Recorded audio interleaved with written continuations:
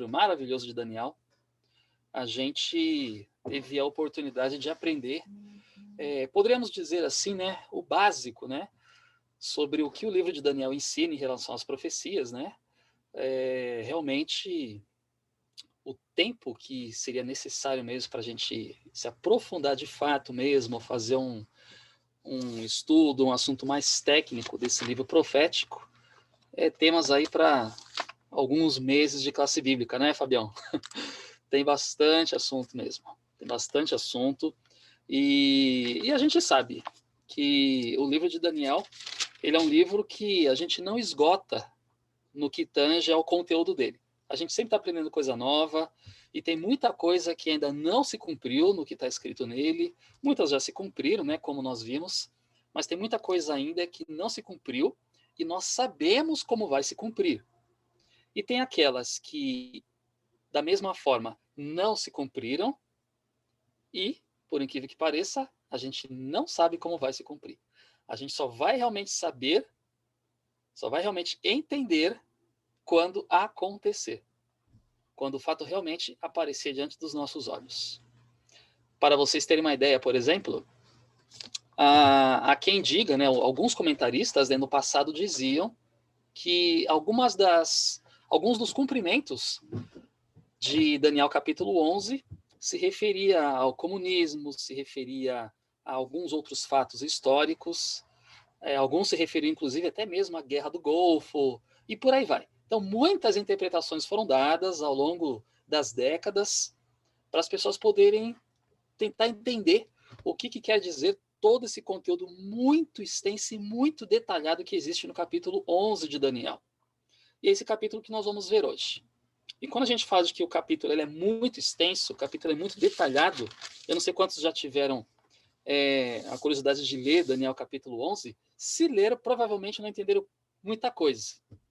Mas o capítulo 11 de Daniel, ele fala de coisas assim muito simples, que na realidade são colocadas de forma detalhadas. E quais coisas simples que são faladas no capítulo 11 de Daniel?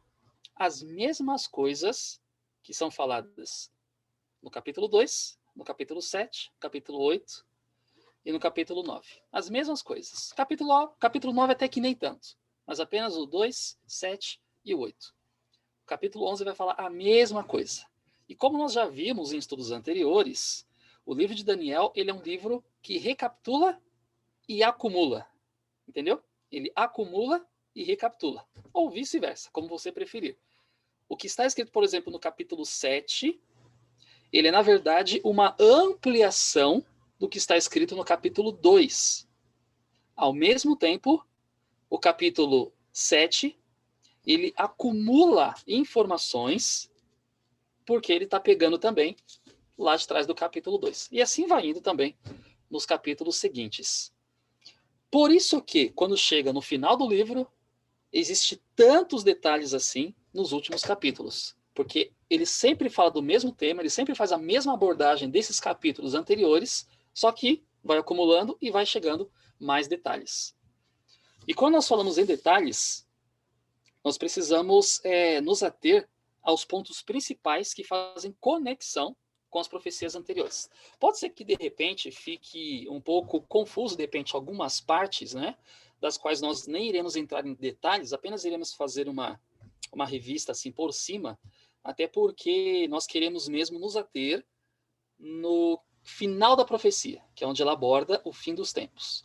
Tem muitos fatos históricos, inclusive tem um livro que foi escrito, esse livro está disponível, né, na internet, está disponível nos sites, nesses sites aí de Ellen White, né, que fala sobre aqueles sites, né, aquelas plataformas que tem todos os livros dela, né, White State, Readings e outros mais, né, essas plataformas aí que tem todos os livros, que inclusive muitos deles não estão traduzidos aqui no Brasil, então nessas plataformas você encontra eles no original inglês, e diga-se de passagem, né, são ótimos para a gente entender realmente como que ela escreveu, qual que era a mentalidade dela quando ela escreveu, quando ele está no original em inglês. Né? Depois que foi traduzido pelo Brasil, algumas palavras mudam e acaba às vezes acidentalmente trocando o contexto também. E nessas plataformas existe um livro que não foi escrito por Ellen White, foi escrito por um homem conhecido, por alguns é chamado Uriah Smith. E ele escreveu o seu compêndio, né, acerca das profecias de Daniel e Apocalipse. Ele escreveu um livro intitulado, né, Comentários sobre Daniel e Apocalipse. É um livro muito extenso, muito grande, e quando ele chega no capítulo 11, ele praticamente dá uma aula de história geral ali, história geral. Ele fala tanta coisa, mas ele fala tantos detalhes da história. Ele fala dos 300, da Guerra das Termópilas, ele fala de Cleópatra, ele fala de detalhes que ocorreram um pouco depois da morte de Jesus e que nem são mencionados na Bíblia, detalhes históricos mesmo. Um grande estudioso. Mas com o tempo, essas profecias elas foram sendo reestudadas, sendo consideradas, e foi se chegando a uma conclusão que poderia ser feita outras abordagens também em relação ao cumprimento das profecias do capítulo 11 de Daniel. Ou seja, resumindo, esse é um dos capítulos mais difíceis da Bíblia. Há quem diga que o livro de Romanos é um livro difícil de entender, por causa da linguagem culta de Paulo, né? Ele fala muito sobre a lei, é uma linguagem jurídica praticamente ali. Mas, queridos, o capítulo 11 de Daniel é um dos capítulos mais difíceis da Bíblia. Por quê? Porque quando você pensa que alguma coisa está acontecendo e cumprindo Daniel 11, na verdade não é. Acontece alguma outra coisa que meio que desenquadra do contexto bíblico aqui. Então, a margem mais segura para nós entendermos Daniel capítulo 11 é fazermos justamente a recapitulação com o que aconteceu nos capítulos anteriores. Mantemos esse fio dourado que mantém a profecia ali no seu contexto exato. E que é esse fio dourado que vai se ligar lá na frente ao livro do Apocalipse. Muito bem, então vamos lá. Eu vou compartilhar aqui a minha tela. Deixe-me lançá-la aqui. E aí nós já vamos dar introdução, então, a esse capítulo. A gente vai ver alguns blocos, né, diversos, e a gente vai falando mais ou menos o que cada um deles se refere, mas nós vamos nos ater mais ali no tempo do fim. Muito bem. Então, queridos, quando nós pegamos ali na Bíblia, no capítulo 2 já de Daniel, nós encontramos a seguinte declaração ali, do anjo falando para Daniel: agora eu te declararei a verdade. Ainda 3 reis se levantarão na Pérsia. Está falando que 3 reis se levantarão na Pérsia. Para um pouquinho aqui, só para você entender como é que já funciona essa questão de riqueza de detalhes, de acumulação de informações, capítulo após capítulo. Lembra que lá em Daniel capítulo 2, apenas falou que depois da Babilônia vinha quem? Medo-Pérsia, que eram os peitos e os braços de prata. Depois, no capítulo 7 de Daniel, já entraram alguns outros detalhes. Fala que Babilônia era um leão, e aí depois fala de um urso. O interessante é que esse urso, ele já está na imagem, na descrição profética desse urso, no capítulo 7 de Daniel. Lá fala que esse urso estava com um dos seus lados levantado, ou seja, ele estava com uma das patas erguidas, e ele tinha 3 costelas na boca.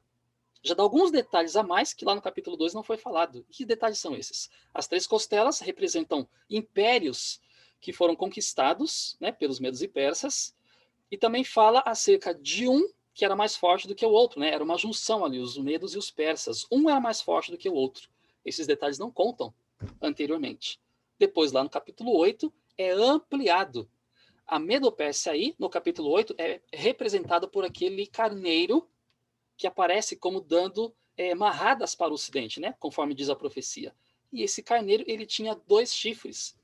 O próprio livro de Daniel, capítulo 8, dá a interpretação já, literalizando ali, dizendo que aquele carneiro representava os reis da Média e da Pérsia.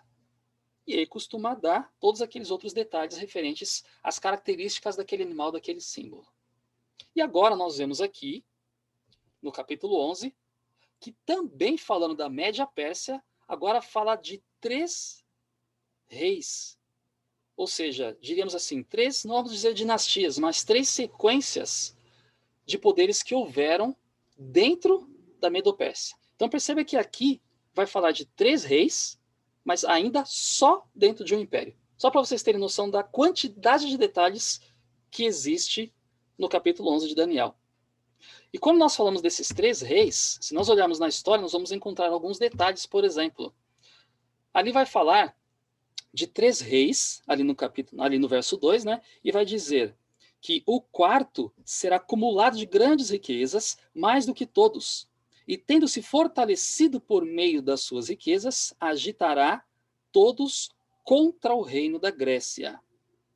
Olha que detalhe interessante, né? Se nós olharmos ali na história, nós vamos ver que estes reis, eles passaram pela Pérsia, né? O Cambises, o Esmerdes, né? Que na verdade foi mais um impostor, né?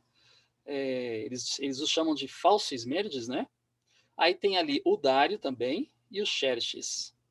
Esse Xerxes aí é o quarto que é mencionado aqui no final do verso 2, onde diz que ele invadiria a Grécia na Batalha das Termópilas, né? Se nós olharmos a história com detalhes, nós vamos ver justamente tudo o que aconteceu ali. Então, a Bíblia ela vai abordar bastante aqui símbolos proféticos, que se nós olharmos a história, nós veremos ali um paralelo semelhante. Então, nós não podemos exatamente definir que é exatamente essa a interpretação de Daniel 11, mas ao que tudo indica, até então, principalmente em profecias que já se cumpriram, né? Essa aqui é uma parte já passada da profecia, é uma parte que já aconteceu, já é histórica. Então fica mais fácil de nós olharmos a história e entendermos a partir do contexto profético, tá? Mas existem alguns comentaristas que de repente descartam essas possibilidades aí. Eles dizem que foram outros reinos, outros impérios, enfim. Se nós olharmos ali no verso 3 e 4, nós encontraremos a seguinte declaração, que depois se levantaria um rei valente, que reinará com grande domínio e fará o que lhe aprouver. Mas estando em pé, o seu reino será quebrado e será repartido para os 4 ventos do céu. Isso te faz lembrar alguma coisa? Percebe como que realmente esse fio dourado profético, ele atravessa capítulo após capítulo. E o interessante é que aqui, no início do verso 4, há uma declaração bem semelhante à declaração que existe lá no capítulo 8 de Daniel, onde fala daquele chifre notável entre os olhos do bode, aquele bode que veio, né, flutuando, e fala que quando esse chifre estava na sua maior força, ele foi quebrado, isso lá no capítulo 8, e no seu lugar foram levantados 4, para as 4 direções do céu, para os 4 ventos do céu. Aqui nós encontramos uma declaração semelhante. Mas olha só o detalhe que é acrescentado aqui em relação à Grécia. Continuando aqui o verso 4, vai dizer o seguinte: não passará a sua posteridade, nem terá o mesmo poder que reinou, porque o seu reino será arrancado e passará a outros. O capítulo 11 de Daniel já está dizendo o que iria acontecer com a Grécia. Aqui já estava dizendo o que iria acontecer com a Grécia. E realmente foi isso que aconteceu. Se nós olharmos a história da Grécia, né, após Alexandre o Grande, né, que morreu devido às suas intemperanças, os seus filhos eles não herdaram, não houve nenhum sucessor da linhagem ali de Alexandre o Grande que pudesse dar continuidade ao Império Grego. Eles foram todos assassinados, houve ali um grande complô e justamente os 4 generais é que deram continuidade. Se vocês olharem, por exemplo, nesse mapa aqui, em verde nós temos ali um dos generais de Alexandre o Grande, né, que foi Ptolomeu. Eu não sei se na cor que parece para vocês aí, mas nós temos, vou apontar com o mouse aqui, ó. Tá vendo aqui esse mais ou menos bege aqui? Esse aqui foi o território ocupado por Cassandro. Esse azul mais claro aqui foi o território ocupado por Lisímaco. E aqui, mais ao oriente, né, aqui mais para os lados da Ásia, o território ocupado por Seleuco. Então, é importante você entender essa região geográfica aí, onde cada um se situou. Então, aqui era o domínio da Grécia após a morte de Alexandre o Grande, depois que o império ficou fragmentado aí nesses 4. Presta bem atenção nesse do meio aqui, ó, esse Antígono aqui, tá vendo? Ele não é mencionado na profecia até então. Ele não é mencionado no capítulo 8, não é mencionado no capítulo 7, mas já no capítulo 11 ele é mencionado. Vamos prosseguir aqui, ó. Se nós olharmos agora no verso 5, aqui diz que o rei do sul se fortalecerá, como também um dos seus príncipes. Este se fortalecerá mais do que ele, e reinará, e grande será o seu domínio. Aqui, os impérios, eles deixam agora de receber nomes. Lá no verso 2, no início, nós vimos que ali foi justamente mencionado a Pérsia. Agora os reinos aqui, a partir desse verso 5 para frente, não são mais mencionados os seus nomes. Agora todo o capítulo 11, ele é dividido em apenas dois. O rei do norte e o rei do sul. Apenas isso. E a partir daí, o rei do norte, ele pode simbolizar qualquer outro império ou qualquer outra nação que estava, de certa forma, ligado ao povo de Deus, que então ele cumpre agora o seu papel profético. E o rei do sul, da mesma forma. É algum império, algum reino, alguma nação que existiu mais aos lados do sul, ou não necessariamente aos lados do sul, e que também cumpriu o seu papel profético, estando de certa forma ligado ao povo de Deus. Esse é um princípio de interpretação profética. Para que reinos façam parte de uma profecia, façam parte da interpretação dela, é necessário que eles estejam, de certa forma, ligados ao povo de Deus. Ok? Então vamos lá. Agora nós vemos ali justamente o que aconteceu, né? Lisímaco, ele vence Cassandro, e só para vocês terem uma ideia, eu vou até voltar aqui, ó. Lisímaco, esse aqui azul claro, ele vence Cassandro, tá bom? Então Lisímaco, ele guerreou contra Cassandro e venceu. E, por outro lado, Seleuco, ele venceu Lisímaco. Então, Seleuco, olha o tamanho do território dele aqui. Seleuco agora vence Lisímaco, né? Muito bem. Prosseguindo, nós vemos aqui que agora a Grécia se resume em apenas dois reinos. Quais são eles? O do Ptolomeu, ao sul, que não se envolveu nessas guerras, e Seleuco, que era já um território grande, e agora conquistou Lisímaco, e por tabela, o que Lisímaco tinha conquistado, que foi Cassandro. Então era como se Seleuco pegasse agora todo esse território aqui de cima, desde aqui, ó, onde está o Cassandro, Lisímaco e todo o território dele. E a parte de baixo, aqui mais ao sul, ficasse o território de Ptolomeu. Estão entendendo até aí? Vamos lá. Então, agora aparece em cena Antíoco. Aqui no verso 6 vai nos dizer o seguinte: mas ao cabo de alguns anos, eles se aliarão. A filha do sul, a filha do rei do sul, virá ao rei do norte para fazer um tratado. Ela, porém, não conservará a força do seu braço, nem ele persistirá, nem o seu braço, porque ela será entregue, e os que a tiverem trazido, e seu pai, e o que a fortalecia naqueles tempos. Aqui existe um detalhe interessante, né? Até o verso 13, nós encontramos aqui um detalhe histórico, que existe divergência ainda com alguns historiadores, com alguns estudiosos, inclusive, né? Alguns aqui acreditam que houve aqui um casamento, né? Então aqui nós vemos que Ptolomeu, ele entrega a sua filha a Antíoco, tá? E aí, mais para frente, né, foi uma relação de casamento ali, uma aliança, né? Então, qual que era a ideia de Antíoco? Antíoco queria vencer Seleuco, que estava ali logo acima dele, né? Nós vimos aqui no mapa que justamente, né, vamos voltar aqui para ficar mais didático, nós temos aqui esse azul mais escuro, aqui nós temos o território de Antígono, então ele queria guerrear contra tudo o que Seleuco havia conquistado aqui em cima. Então o que ele fez para ganhar força? Ele fez uma aliança, e normalmente as alianças no passado, né, eram feitas normalmente com casamentos.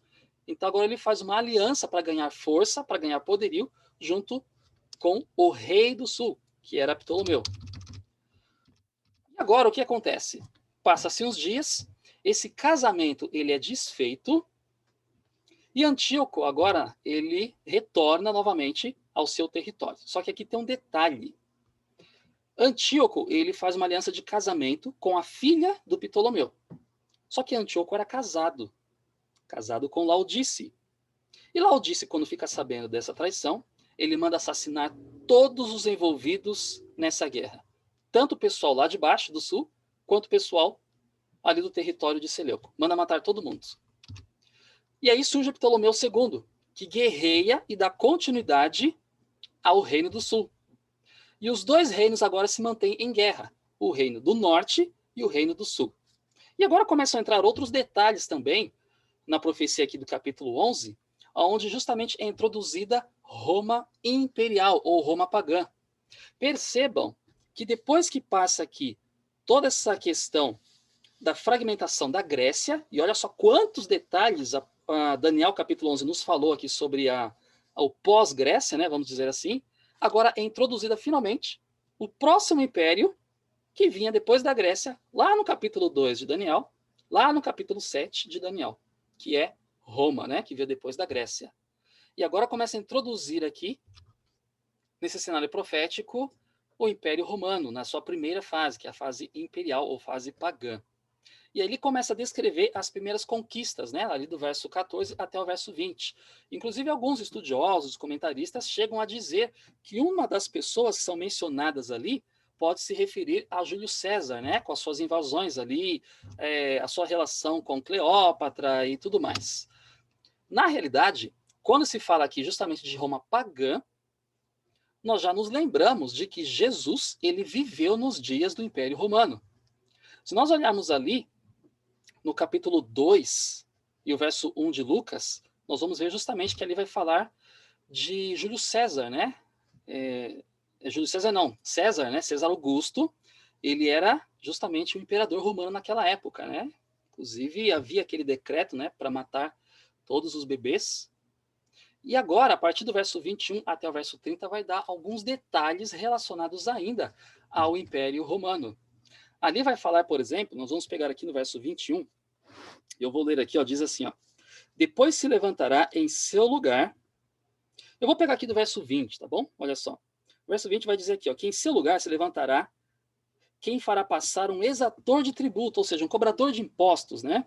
Pela glória do reino, mas em poucos dias será destruído, isso sem ira e sem batalha. Depois se levantará em seu lugar um homem vil, aqui está falando dos imperadores romanos, né? César Augusto era conhecido como aquele que forçava os impostos, né? E justamente agora, após ele, o seu sucessor, quem seria esse homem vil? Diz aqui, ó. O que esse homem vil ele fez?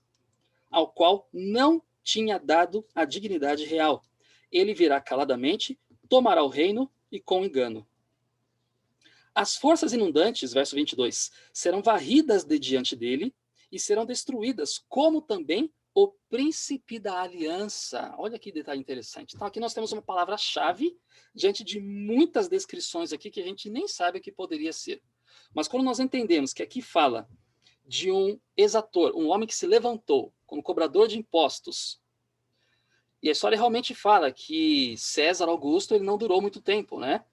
Então nós vemos que depois dele surgiu um outro homem vil, que não tinha dignidade real, ou seja, não era para ser genuinamente imperador, e justamente Tibério César teve essa característica. Nós vemos que nos dias de Tibério César, justamente houve ali todo aquele alvoroço, né, com o povo judeu e tudo mais. Ele, além de fazer muitas outras guerras, também ali fala da morte de Jesus. Destruiu muitas forças, né? E também o príncipe da aliança.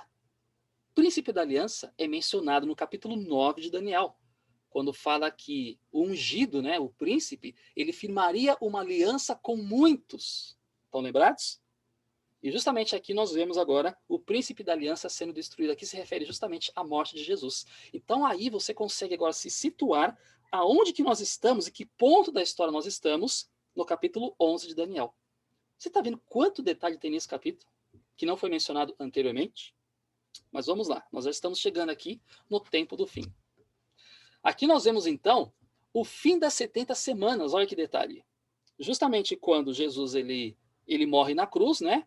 Jesus ele é morto na metade daquela semana, né? Lembra que nós estudamos nas 2.300 tardes e manhãs? Que na metade da semana seria cessado o sacrifício e a oferta de manjares, né? Ou seja, Jesus seria morto, então teria mais 3 anos e meio ali ainda para finalizar as 70 semanas, ou literalmente os 490 anos. Então nós temos ali justamente nesse período aqui a finalização do período dado aos judeus de 70 semanas. Lembra? 70 semanas estão determinadas sobre o teu povo. E aqui, justamente, nós encontramos esse detalhe. Por causa de uma palavrinha-chave aqui, que é a destruição do príncipe da aliança. Então, ao longo do capítulo 11, muito embora que fale de muitos detalhes que a gente não consiga se situar, a própria descrição, de repente, nos mostra uma palavra-chave que nos faz nos localizarmos aí na história. Também teve a Liga dos Judeus, né, que já viu uma relação ali bem antiga já com Roma, né? E aí o cristianismo ele começa agora a se corromper. Se nós continuarmos a leitura aqui, a partir do verso 21, e irmos até o verso 30, nós vamos ver que nessa característica aqui do texto, justamente nós temos ali a corrupção do cristianismo, né? Quando Constantino, ele começou, isso já é uma época passada, né? Depois dos apóstolos, né? Depois do apóstolo Paulo, agora quando o cristianismo começa a se corromper com as práticas pagãs, né? Colocadas ali por Constantino, e agora a história ela já avança justamente para o período das invasões das tribos bárbaras, que começaram a invadir o Império Romano e começaram a enfraquecê-lo. Lembra daquelas tribos bárbaras? Justamente aqui, ó, vamos ler aqui, ó, verso 30. Vai dizer aqui, ó: porque virão contra ele os navios de Quitim, né? Quitim, na realidade, é uma região ocidental, e é justamente a região ali, né, o norte ocidental, de onde vieram essas tribos bárbaras, que lhe causarão tristeza, voltará e se indignará contra a Santa Aliança, e fará o que lhe apraz. Ainda voltará e atenderá aos que tiverem desamparado a Santa Aliança. Olha só agora. Aqui nós vemos justamente um sinal de que justamente o Império Romano, na sua fase pagã, estava sendo destruído. E agora ele daria lugar para uma outra fase, para uma fase que iria agora guerrear contra os santos, iria profanar o santuário de Deus. E é justamente isso que fala no capítulo 8 de Daniel, que é aquela ponta pequena que surgiu daqueles 4 que surgiram daquele chifre notável. Essa ponta pequena de Daniel capítulo 8 é justamente o papado. E ali fala que ele iria fazer guerra contra os santos e queria lançar a verdade por terra, iria se engrandecer até o príncipe do exército celestial, e tudo aquilo que fizesse seria prosperado. Então aqui nós vemos agora uma outra semelhança também ao capítulo 8. Nós temos aqui uma referência ao capítulo 8. Quer ver só? Olha só. Aqui nós temos todo o território de Babilônia, bem pequenininho. Partes aqui da Arábia, aqui Jerusalém, né, que Babilônia havia conquistado. Agora olha só o tamanho do império que veio em seguida de Babilônia. Qual foi? A Média Pérsia. Olha só. Só para relembrar para você, Babilônia é só isso aqui. Tá vendo aqui, ó? Tome como referência aqui, ó, o Mar Vermelho, o Mar Mediterrâneo e o Golfo Pérsico. Tome como referência esses 3 mares aqui. Agora vamos lá. Olha só. Mar Mediterrâneo, o Mar Vermelho e o Golfo Pérsico. Olha só todo o território que a Média Pérsia ocupou. Vamos avançar. Agora nós temos aqui um império muito mais abrangente, que é o Império Grego, que foi bem mais lá agora para o Oriente, ali conquistando extremos ali da Ásia. Tá vendo aqui, ó? Mar Mediterrâneo, o Mar Vermelho e o Golfo Pérsico. A Babilônia era só isso aqui, ó. Só essa partezinha aqui, ó. Tá vendo aqui, ó? Judá, Síria, Arábia. Tá vendo aqui, ó? Babilônia. Babilônia era só isso aqui. Olha o que era a gloriosa e grandiosa e orgulhosa Babilônia de Nabucodonosor em relação ao Império de Alexandre o Grande. Mas não para por aí. Agora, olha só. Até aonde foi o Império Romano? Olha só. Foi até o Oceano Atlântico. Foi até o Oceano Atlântico. Para lá da Itália, pegou aqui, ó, toda essa região aqui, né, da Europa Ocidental, que é justamente de onde vieram as tribos bárbaras. Daí nós entendemos que quando Daniel capítulo 2 fala dos pés, né, dos dedos da estátua, que eram 10, né, simbolizando ali as 10 tribos bárbaras que vieram do norte e ocuparam esse território aqui da Europa Ocidental, né, mais ao norte. Isso aqui começou a fragmentar no Império Romano. Isso aqui começou a ficar fragmentado, começou a enfraquecer o Império Romano. E nós vemos aqui, ó, nessa região aqui, era onde estava a Babilônia, lá de Nabucodonosor. E aqui está toda a enorme extensão ocupada pelo Império Romano. Realmente enorme, né? Foi a extensão desse império.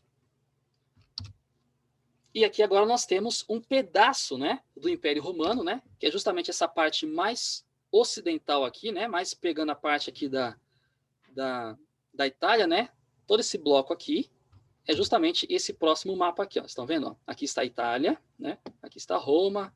Então aqui nós temos as 10 tribos que fragmentaram o Império Romano. Então nós temos aqui os visigodos, os suevos, os saxões, né? Os francos e por aí vai.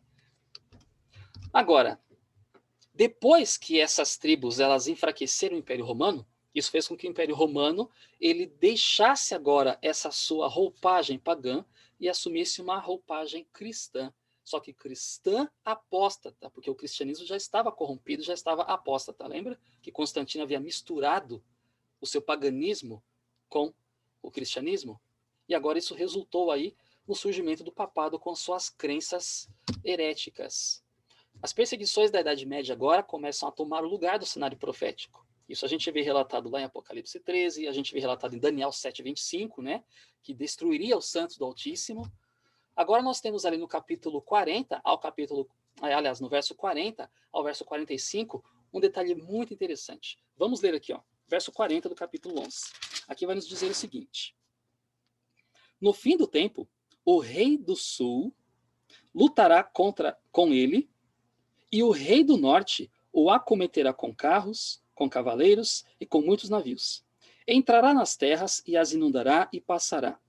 Entrará também na terra gloriosa, e muitos países serão derrubados, mas da sua mão escaparão estes. Escuta: Edom, Moabe e as primícias dos filhos de Amon. Guardem bem esses três nomes aqui. Verso 45, né? Vai até o 45. 42. Estenderá a sua mão às terras, e a terra do Egito, olha só a menção ao Egito, não escapará.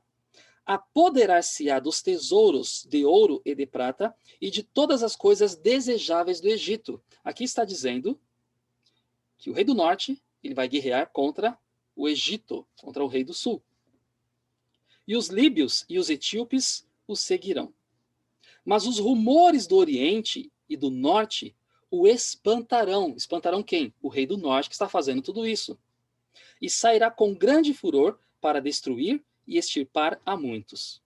Armará as tendas do seu palácio entre os mares e o monte santo e glorioso. Então virá o seu fim, e não haverá quem o socorra. Então aqui, olha só, quanta riqueza de detalhes nós temos aqui. Desse ponto aqui, queridos, começa lá no verso que nós vimos no verso anterior, né? Do verso 31 ao verso 39, começa falando sobre o papado e vai atravessar agora toda a história, desde o papado até, meus queridos, praticamente os nossos dias aí. Até praticamente os nossos dias. Pode-se dizer que sim, é os nossos dias. É os nossos dias. Então, olha só. Agora, aqui a partir do verso 40, está falando do poder da primeira besta sobre o ateísmo. Por que sobre o ateísmo? Vamos lá. Se você, por exemplo, ir lá para Êxodo, você vai encontrar ali a conversa entre Moisés e Faraó. Moisés chegou para Faraó e disse: olha, Deus disse para você deixar o povo ir para que vá até o deserto e adore. Qual foi a célebre frase de Faraó? Quem é o Senhor? Isso é uma posição ateísta. Quem é Deus? O que é isso? Não conheço. Essa é uma posição ateísta. E se você também olhar em Apocalipse capítulo 11, ali você vai ver justamente a menção do Egito referindo-se ao ateísmo da Revolução Francesa. Então, o Egito, na profecia bíblica, muitas vezes é identificado como um símbolo do ateísmo.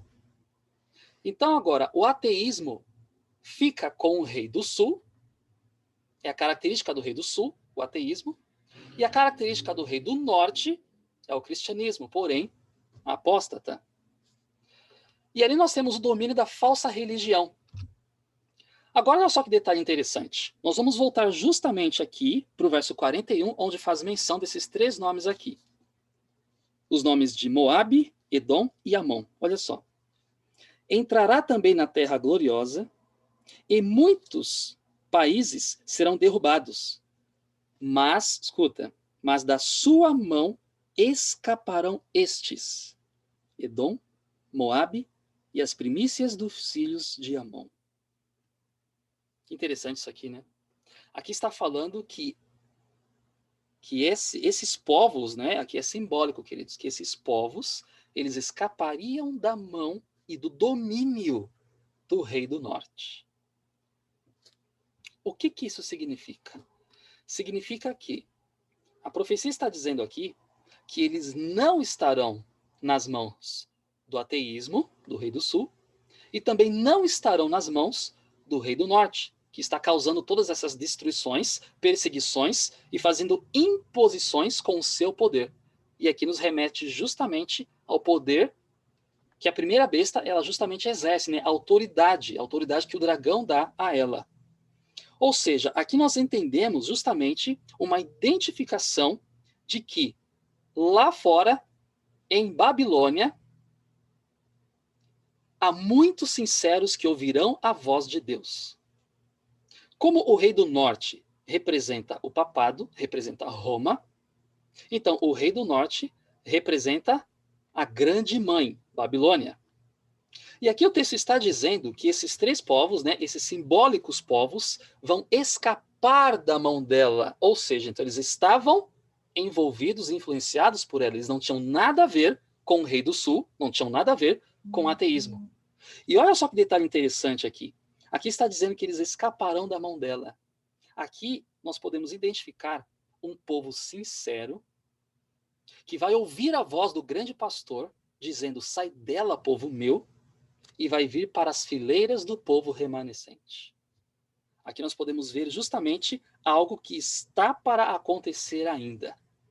A riqueza de detalhes em Daniel capítulo 11 ela é tão grande que a profecia ela vai fazendo ali o seu desfile de ações, de fatos, de acontecimentos, e ele passa agora por todas as fases realmente da história, a ponto de chegar agora justamente em tempos que ainda estão a se cumprir.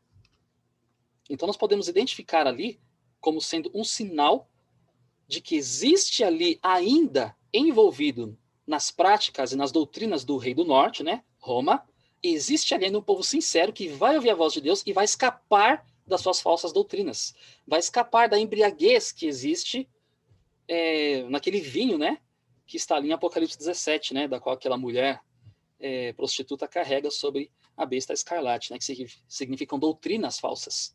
Então ali nós vemos justamente um povo sendo retirado porque ouviu a voz do verdadeiro pastor, a voz do poder do Espírito Santo, do derramamento do Espírito Santo, da chuva serôdia, o povo remanescente, alcançou essas pessoas lá dentro e as salvou de lá, as retirou de lá. Então, da mesma forma em que lá atrás, Deus, com o seu braço forte estendido, tirou seu povo de dentro do Egito, Deus agora, da mesma forma, com o seu braço estendido, tira das mãos do rei do norte, esse povo sincero. E aqui fala também dos rumores do Oriente. Sabe que há um detalhe interessante em Apocalipse, que fala que, isso está relatado ali em Apocalipse 16, onde fala que foi derramada uma taça, né, uma das pragas foi derramada sobre o rio Eufrates, e esse rio se secou para abrir o caminho para os reis do Oriente. Então, os rumores do Oriente, eles se referem a alguma coisa, a alguma ação da parte de Deus. Alguma ação da parte de Deus. É muito difícil, queridos, a partir desses versos aqui, dos últimos versos do capítulo 11 de Daniel, a gente dizer exatamente o que será. Mas pela sequência profética, pela escatologia que nós já temos ali esboçada nos capítulos anteriores de Daniel, e a ligação que esses capítulos têm com o Apocalipse, a gente consegue ter mais ou menos por cima um esboço do que pode ainda por vir nesses últimos versos aqui do capítulo 11 de Daniel. E aqui vai dizer, né, que os rumores do Oriente e do Norte o espantarão, e sairá com grande furor para destruir e extirpar a muitos. Poderíamos dizer aqui que aqui ainda há um período do qual ainda a graça poderia de repente existir. Ou de repente poderia ser um momento em que a porta da graça se fecha e agora a condenação desse rei do norte está simplesmente iminente, próxima de acontecer, mas é realmente muito difícil de determinar exatamente o que pode estar ocorrendo aqui nesses pequeninos detalhes da profecia. Mas sabemos justamente que é algo que ainda não se cumpriu e que está para se cumprir. E ali nós temos também uma declaração interessante que vai falar sobre a ceifa da terra e também sobre o fechamento da porta da graça. Então, esses detalhes nós encontramos implícitos justamente nesses versos aqui. Nós não conseguimos encontrar uma declaração exata referindo-se justamente a esses termos aqui, a ceifa da terra, que é o momento, né, onde ali em Apocalipse 14, 15, né, fala da ceifa da terra, né, que a terra foi ceifada, justamente pode se referir ao período do fechamento da porta da graça, o encerramento do juízo investigativo, enfim, nós não sabemos. Mas aqui estão alguns detalhes. E sabe por que nós deduzimos que podem ser justamente esses detalhes? Porque agora entra o capítulo 12 de Daniel, dando simplesmente continuidade após esses acontecimentos. Quer ver? Olha só. Capítulo 12 de Daniel, verso de 1 a 4, vai dizer o seguinte: nesse tempo, que tempo? Esse tempo aqui que fala o verso 45, verso 44, 42, nesse tempo. Se nós olharmos aqui, ó, nós encontraremos a partir do verso 40 até o 45, justamente a referência a um período, a um tempo.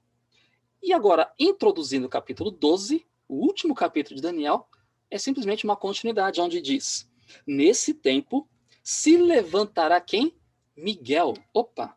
Então aqui está dizendo que durante esse tempo em que o rei do norte estaria atuando com muita força, com todo o seu domínio de religião falsa imperando no mundo todo, globalmente, nesse tempo se levanta Miguel. Note que detalhe interessante. A religião falsa, imposta por Roma, ela influencia e ela obriga as pessoas a seguirem-na, de forma que até mesmo o próprio ateísmo é obrigado a ceder às suas exigências. Isso não quer dizer necessariamente que as pessoas vão acreditar, que os ateus vão passar a acreditar que Deus existe. Eles não precisam necessariamente acreditar que Deus existe, mas eles, por causa de uma lei, eles serão obrigados a seguir as diretrizes de uma religião, mesmo que eles não acreditem nisso, mas serão obrigados a seguir essas diretrizes. Então, esse é o domínio do rei do norte nesse tempo. E em meio a esse domínio do rei do norte nesse tempo, há um resgate de Moabe, Edom e das primícias dos filhos de Amon. É ali também feito o quê? Uma ceifa. É retirado ali a última porção do povo fiel de Deus do meio de Babilônia. E agora, nesse tempo, entre o capítulo 12, nesse tempo se levanta quem? Miguel. O que Miguel estava fazendo até então? Nada. Nada. Porque só é Miguel quando ele se levanta para defender o seu povo, quando ele se levanta para guerrear em favor do seu povo. Antes disso, ele não era Miguel, ele era quem? Um sumo sacerdote que estava intercedendo por mim e por você no santuário celestial. Ali ele não era Miguel. Ele era nosso sumo sacerdote, nosso advogado, nosso intercessor. Mas a partir do momento que agora o texto fala que ele vira Miguel, alguma coisa agora está fazendo para defender o seu povo. E com certeza não é a intercessão pelos seus pecados, pelos pecados do povo no santuário celestial. Ele está defendendo. Então, quando ele defende, é porque esse povo está sendo atacado. É porque esse povo está sendo perseguido. Olha só. Capítulo 12, verso 1 diz: nesse tempo se levantará Miguel, o grande príncipe, que protege os filhos do seu povo, e haverá um tempo de angústia qual nunca houve, desde que houve nação até aquele tempo. Mas nesse tempo livrar-se-á o seu povo. Agora, o que é que nos faz deduzir que é o fechamento da porta da graça, o encerramento da graça, o derramamento de chuva serôdia, que estava se referindo nos versos 45, 44, 43, 42, ali do capítulo 11. É justamente isso aqui, ó, essa menção aqui. Mas nesse tempo, livrar-se-á o seu povo, todo aquele que se achar inscrito no livro. Viu? Todo aquele que se achar inscrito no livro, ou seja, já encerrou. Quem está escrito no livro da vida, está escrito. Quem não está, vai morrer perdido. Encerra-se a graça, a intercessão encerrou. Por isso que nós entendemos que aqui agora começa a obra das 7 últimas pragas. Encerra-se a graça, Todos os casos estão decididos para toda a eternidade, e agora só resta para uma humanidade ímpia que rejeitou a Deus, seja pelo ateísmo ou pela aceitação de uma religião falsa e espúria, só resta para estes a convivência em um mundo onde Deus não é mais o Senhor, onde agora Satanás domina ao seu bel prazer. E agora as 7 últimas pragas são derramadas. E um grande tempo de angústia acontece ali.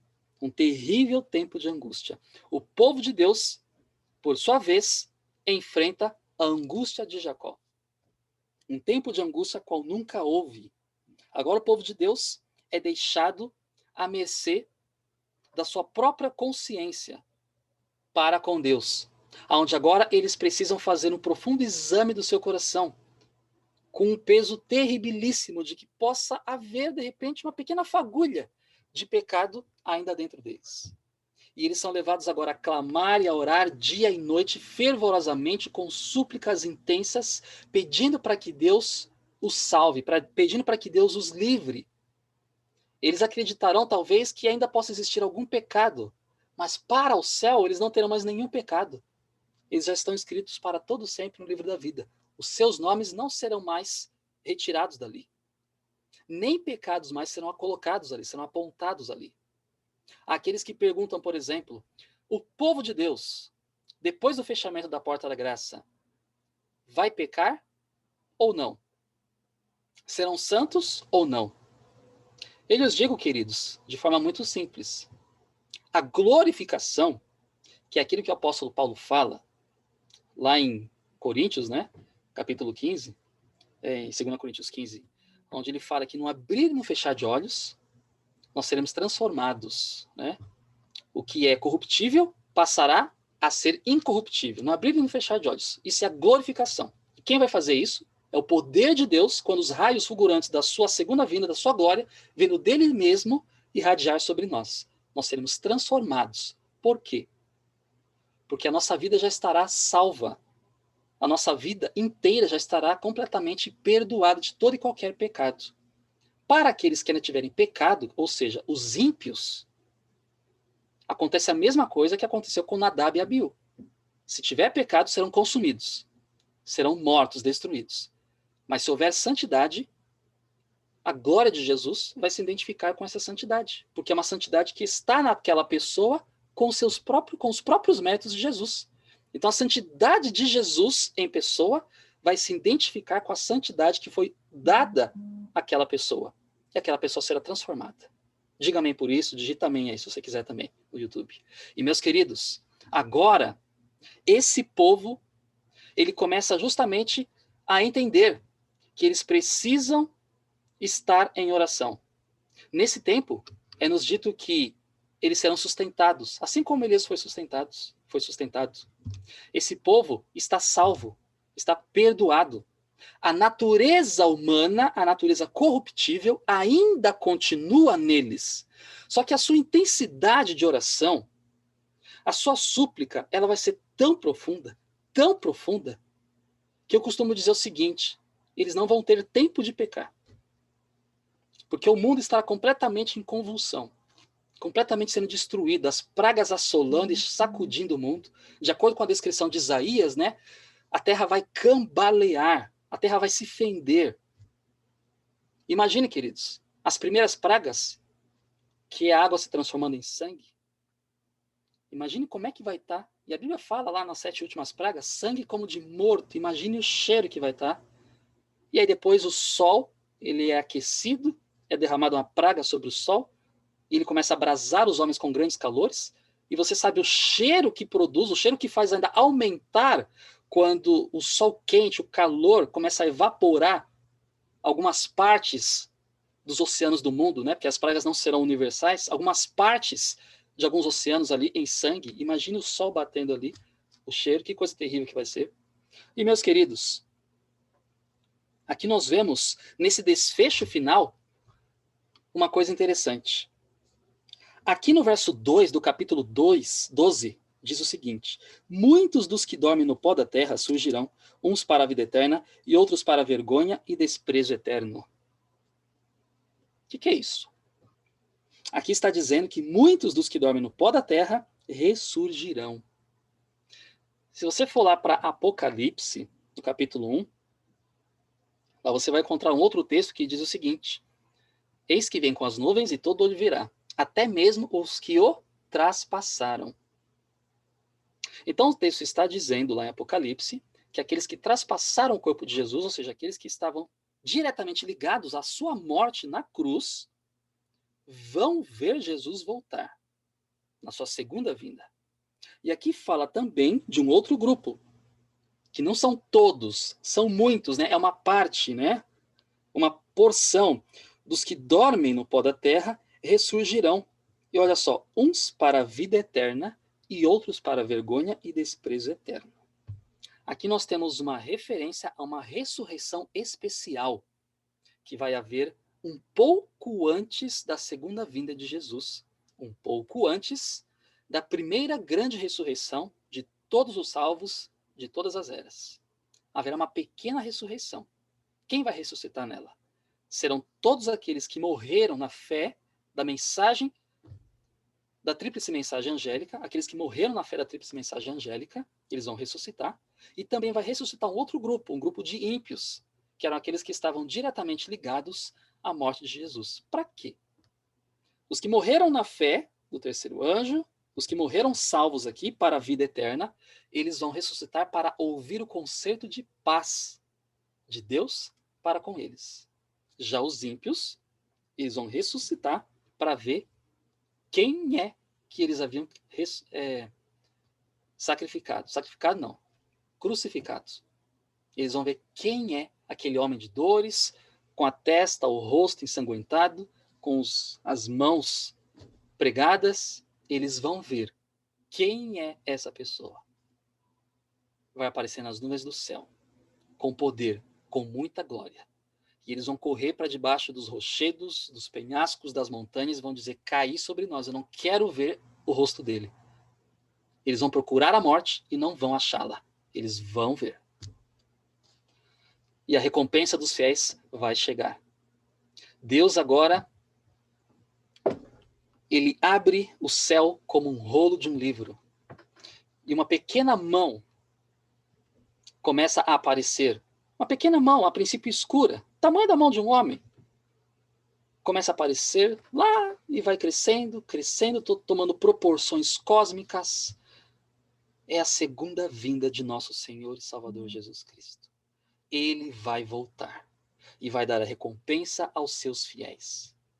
Da mesma forma como existe lá no relato de 2 Reis, uma pequena mão aparece lá ao longe e Elias, ele avista essa pequena mão, do tamanho da mão de um homem, e que vai crescendo, crescendo, crescendo, da mesma forma que Elias viu ao ele pregar a mensagem da verdade ao seu tempo, esse povo dos últimos dias também vai ver essa pequena nuvem do tamanho da mão de um homem, aumentando de tamanho.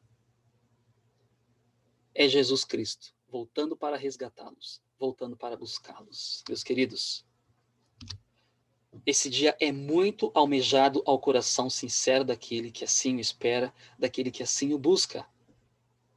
Agora o livro de Daniel começa a entrar nas palavras finais. Agora aqui nós temos o encerramento de toda essa viagem profética que é esse livro de Daniel. E que livro maravilhoso. Aqui nós temos as palavras finais. Olha só, eu vou ler aqui a partir do verso 4, onde diz, né? Mas tu, Daniel, fecha estas palavras e sela este livro até o fim do tempo. Muitos correrão de uma parte para outra e o conhecimento se multiplicará. Eu, então, Daniel, olhei e vi 2 outros, um deste lado, à beira do rio, e o outro do outro lado, à beira de um rio. Um deles disse ao homem vestido de linho, que estava sobre as águas do rio: Quanto tempo haverá até o fim destas maravilhas? Ouvi o homem vestido de linho, que estava sobre as águas do rio, quando levantou a mão direita e a esquerda ao céu, e jurou por aquele que vive eternamente, depois de um tempo, tempos e metade de um tempo. E quando tiverem acabado de destruir o povo, o poder do povo santo, todas essas coisas seriam cumpridas. Eu, Daniel, ouvi, mas não entendi. Por isso perguntei, Senhor, qual será o fim dessas coisas? E aí vem a resposta. Vai, Daniel, porque essas palavras estão fechadas e seladas até o tempo do fim. Vocês prestaram atenção no que aconteceu aqui? Daniel, ele viu uma conversa lá no céu com alguns seres, dizendo para que o livro dele, tudo aquilo que ele havia escrito nas profecias, fosse agora feito o quê? Fechado, selado. Você sabia que esse diálogo, ele continua no capítulo 10 de Apocalipse? Só que agora sem Daniel, mas agora com João? Daniel, ele vê uma parte desse diálogo dizendo, fecha, para por aqui, tá tudo certo, Daniel. Essas palavras estão encerradas. Muita gente vai ser tocada pelo Espírito Santo e vai começar a estudar as profecias e vai encontrar essa riqueza que você escreveu. Fica tranquilo. Só que o tempo de essas pessoas estudarem essas profecias e descobrirem tudo isso que você escreveu, Daniel, essas pessoas só vão descobrir essas verdades depois que o poder de Roma oprimir o povo de Israel, oprimir o povo santo, né? E esse povo santo nós podemos dizer que são os valdenses, os huguenotes, todos aqueles que foram perseguidos na Idade Média. Esse povo, ele vai ser perseguido, destruído, e depois o poder de Roma seria destruído pelos exércitos franceses. E aí aqui o anjo diz, depois que tudo isso passar, aí essas profecias serão descobertas. E a gente vê isso lá no capítulo 10 de Apocalipse, quando lá fala que um livro está aberto. E aqui nós temos o livro fechado. Queridos, que profecia maravilhosa, que cenário, que cadência profética excelente. Isso aqui, irmãos, é algo para você meditar, se fortalecer na fé e crescer. Vamos fechar aqui o livro de Daniel com esses últimos versos aqui. Aqui diz, né? Até o tempo do fim, né? Paramos no verso 9. Muitos serão purificados, embranquecidos e provados, mas os ímpios procederão impiamente. Nenhum dos ímpios entenderá, mas os sábios entenderão. Agora o verso 11.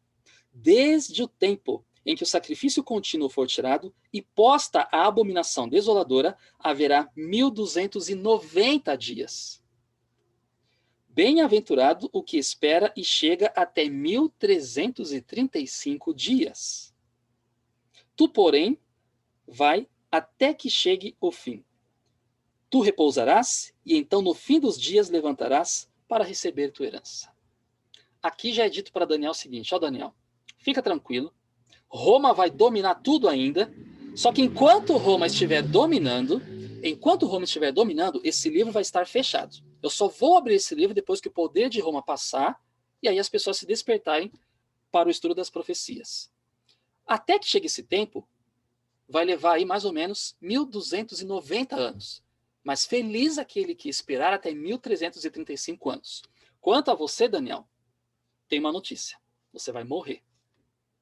Mas a boa notícia é que quando você novamente voltar à consciência, o teu Salvador, a quem você durante toda a sua vida serviu, estará vindo te buscar. Então você vai repousar agora, Daniel. E assim encerra o livro de Daniel.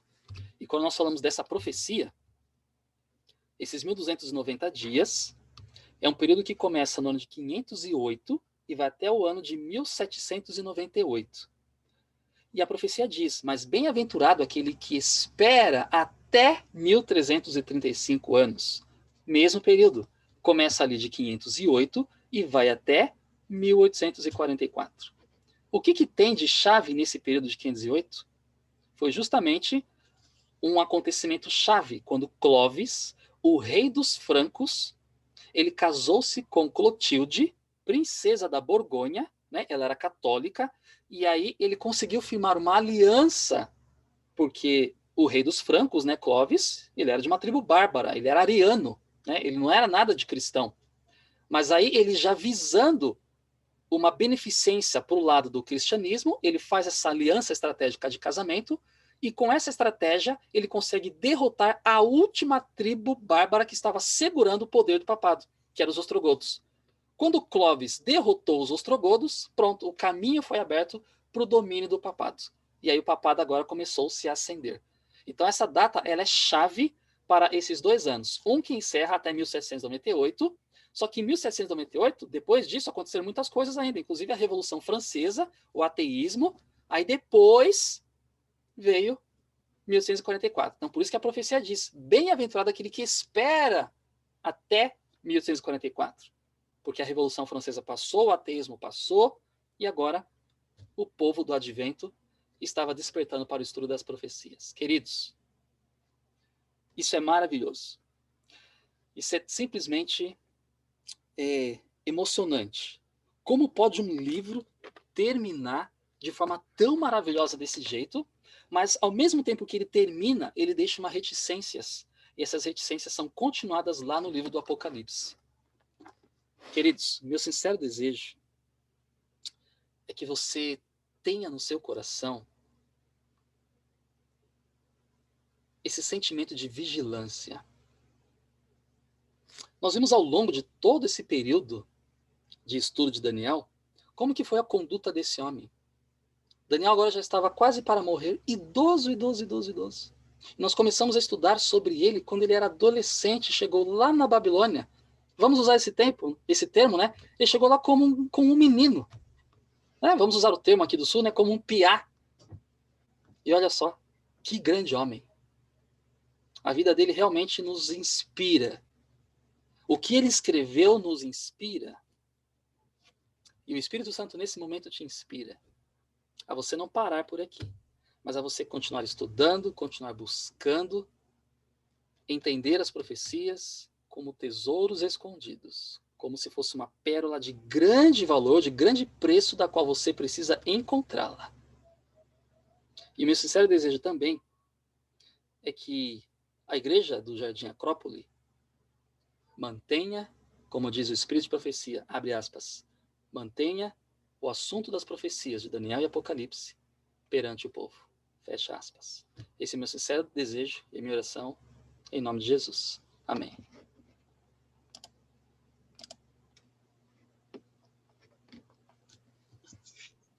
Amém. Amém. Deus seja louvado. Puxa vida, se tivesse que fechar esse momento, eu fecharia também com esse último verso. E acho que esse último verso, Deus falou através do Espírito Santo com Daniel, mas fala com cada um de nós. Depois de um estudo assim, tanta riqueza de detalhe, ainda que não pudemos explorar profundamente a cada um deles, mas a mensagem que fica sempre da palavra de Deus, tu, porém, cada um de nós aqui deve seguir o seu caminho, entendendo que tudo isso vai se cumprir, quer você queira, quer não, quer você esteja preparado ou não, Jesus vai voltar. E ele fala assim, tu, porém, siga o teu caminho até o fim. E se porventura você vier a descansar, não se preocupe, porque você vai se levantar e vai receber a herança que está proposta aqui. Que Deus, que Deus ilumine a mente e o coração de cada um, para que a gente possa, através do conhecimento adquirido, possamos cada vez mais estar alertas e preparados para a volta de Jesus. Muito obrigado mais uma vez, Fábio. Muito obrigado de coração. E a cada um dos irmãos que mais uma vez nos acompanharam aqui nesse estudo, a todos vocês, o nosso sincero abraço, o nosso sincero agradecimento e o nosso pedido para que você persevere no estudo da palavra, como o Fábio falou, se preparando cada vez mais, porque breve, muito breve, Jesus vai voltar. Que Deus nos abençoe. Fábio, eu não posso fazer diferente a não ser pedir para que você encerre esse momento com uma oração, nos entregando e se entregando também nas mãos do Senhor. Pode ser? Vamos orar então? Senhor nosso Deus, nosso eterno Pai, nós te agradecemos porque o Senhor é um Deus maravilhoso. O Senhor é um Deus maravilhoso. Amém. De fato, ó Deus, a tua palavra é a verdade. De fato, ó Deus, a tua palavra é qual espada que vai a fundo, Senhor nosso Deus, a ponto de dividir o nosso entendimento, Senhor. Querido Deus, queremos te pedir, ó Pai, que assim como Jeremias fez, ó Deus, que nós encontremos na Tua palavra, Senhor, mel, para que possamos justamente comer a Tua palavra, Senhor. Amém. Para que o nosso entendimento se clareie, para que o nosso entendimento tenha o discernimento necessário, para que a gente viva à altura do que o Senhor, tão bondosamente, tão amorosamente, tão misericordiosamente, deseja que nós vivamos. Segundo o Teu propósito, segundo a Tua boa e beneficente vontade, nós te pedimos, Deus, que o Senhor nos dê forças, ó Pai. Quantas dificuldades, ó Deus, cada um que está aqui assistindo possui. Mas o Senhor diz na Tua palavra, ó Pai, que o Senhor conhece as nossas angústias. Ele conhece as nossas aflições. E muitas são essas aflições. Mas o Senhor nos livra de todas. Amém. E hoje, ó Deus, nós podemos entender como que o Senhor nos livra dessas angústias. Não é evitando que problemas aconteçam em nossa vida, mas é mesmo diante deles nos dando paz. Paz de espírito para enfrentarmos todos eles. Amém. Eu te peço, Senhor, se alguém aqui falta essa paz, o Senhor já disse que dá, ó Pai. Que o Espírito Santo toque no coração dessa pessoa para que ela abra o coração e peça essa paz, essa excelsa paz. Por favor, Senhor. Quantas coisas estão acontecendo no mundo e precisamos de paz. E ao mesmo tempo, Senhor, precisamos de fervor, precisamos de poder para levarmos a Tua mensagem adiante. Estamos envolvidos, ó Deus, nas coisas que estão acontecendo em Daniel capítulo 11. E logo, logo, Pai querido, o mundo vai mergulhar nas coisas que estão acontecendo, nas coisas que estão descritas no capítulo 12 desse livro.